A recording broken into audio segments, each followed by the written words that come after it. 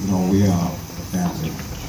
We are so happy and delighted for all of the gratitude, the love that you've shown to us. Our hearts are filled and words cannot express how much we appreciate your love, your care, the kind words of condolence and sympathy. We are ecstatic beyond. The joy has melted our hearts. We are happy that you took this time out to be here with us, the family, on this beautiful occasion. On behalf of Vernon, our youngest brother, Margaret, Mavis, Danny, Teddy, Sharon, and oldest beloved brother, Albert Clark, Jr. The eldest. Let me correct that. We are so happy and delighted for you all to share this time, this moment with our family. Our hearts are melted. Our gratitude, words cannot express our gratitude. We want to say to you all, thank you. Thank you from the depths of our hearts. And God bless you. You know, one of the things I would say is that we may not be able to explain in depth everything that is recorded on Mother's life. We may not be able to understand everything that has happened. We may not be able to explain it to you. But on that great day, God Himself will show us exactly what's going on. Amen? Amen. You may not be able to understand it, I tell you. But I want to say emphatically, as we all agree, as families, grandchildren, as children, we accept this, Lord. Yes. We accept this. Yes. And we know that all things work together for good. Yes. We say this respectfully and humbly. We are honored to have the privilege of knowing our dear mother. Yes. Yes. A very special person to each and every one of us. You know, a few weeks ago, as we sat in the kitchen, Mother and I, we had a conversation. And I learned from a whole patriarch a very pertinent question that deserved to be asked. And I asked Mother the question, Mother, is Jesus most precious to you? And is He all that you're living for and hope to see one day? Mother said to me, Ken, and a clarity of mind, she said, Ken, He is. She answered in the affirmative. Jesus was most precious to my mother. Oh, I was so happy, but that didn't go without a counsel. You see, she said to me, Ken, I want you to live in peace. And I want you to tell your brothers and sisters and your family members, extended members, grandchildren, live in peace, y'all. Live in peace, y'all. Amen.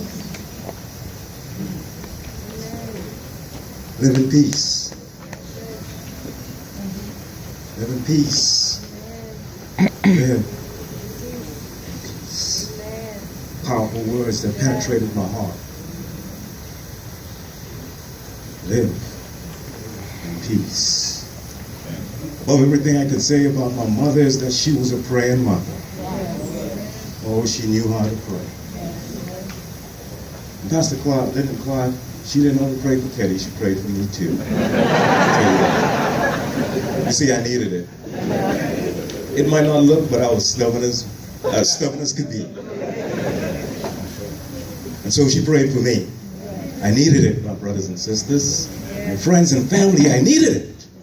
You see, when nobody can see what's happening, God sees. And He knows the depths of our hearts. There's a situation that I got into that is only could be a praying mother. For the Bible says the prayer of a righteous man availeth much. I believe that. As a little child, I remembered, you know, my mother, she had a routine of leaving for hours at a time. And at 8, 9, 10 years old, I became curious to wonder, where was Mother going? And why was she taking so long? What is it that she was doing out there? I had to find out for myself. So I waited patiently for when she was about to leave. And I walked behind her without her noticing me. She walked for some 21 miles. Well, felt like 21 miles. It could have been about a quarter of a mile. And she walked for some 4.5 hours. Could have been 20 minutes. And she went out into the bushes and went beyond. And I watched her carefully and I saw her as she cleared a spot out. And I said in my mind, what in the world is going on? Yes. What information am I going to come up with today? Yes. And she laid a few limbs on the ground. Oh my God. And she knelt down and she prayed. Yes. And she called Albert Clark Jr. And she called Teddy Clark. And she called Danny Clark. And she called Mavis and Margaret and Sharon. And then she called Bernard. Now that's 7. What happened? At this time, in all of my mind, I'm saying, how could my mother possibly forget my name? Then finally she said, especially that Ken. Oh man, I was happy. I'm gonna tell you, I was happy. I was so happy. And I had to leave because the prayer was too long.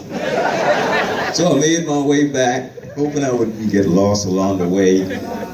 Made my way back. But you see, my point is, my mother was a praying lady. Oh, she knew how to get a prayer across. And I tell you, and I'm sure each of the brothers and sisters can attest that it was the prayer that took them through sometimes. And I didn't have to guess if they were praying for us. We know that there was a routine. We knew that they were going through a routine in the morning and in the night. We knew it because they taught us. As a matter of fact, we had family devotion every morning and every night at 5 o'clock in the morning, 6:30 in the evening, and you ain't gonna miss it. Religiously. And so I'm grateful for this opportunity. I'm grateful for this privilege. And now we are passing the baton on to our oldest brother, Albert Clark. You're special, my brother. There is something special for each and every one of you. Finally, you know, as I read the book of the second epistle of the second epistle of Timothy, Paul wrote emphatically the most beautiful words ever. He said, I've fought a good fight. I've finished my course. I've kept the faith. He said, I've fought a good fight, y'all. Yes, go ahead, my brother. I've finished the course that God has placed before me to do. And I've kept the faith. Yeah. The question I want to propose to you out there this morning, this afternoon, are you keeping the faith? Amen. Are you finishing the course? Are you doing what God has asked of you to do? I pray that God will keep us. Thank you again for your support. Thank you for all your love. Thank you for everything that you have done. And then finally, Mother taught us a song and worship. As she visited with us in Atlanta, she taught us a song. And this is a song that we use every evening for devotion. And I'm going to invite my children with me.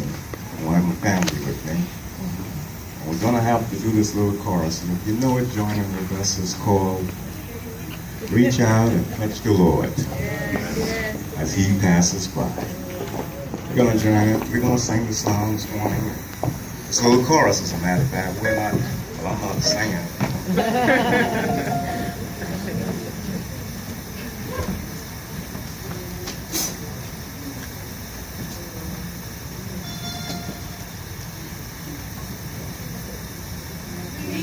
Reach out and touch the Lord as He passes by. You will find He's not so busy to hear or cry. He's passing by these moments. If your needs supplied, reach out and touch the Lord. As He Again, and join us this time, please. Reach out and touch the Lord as He passes by.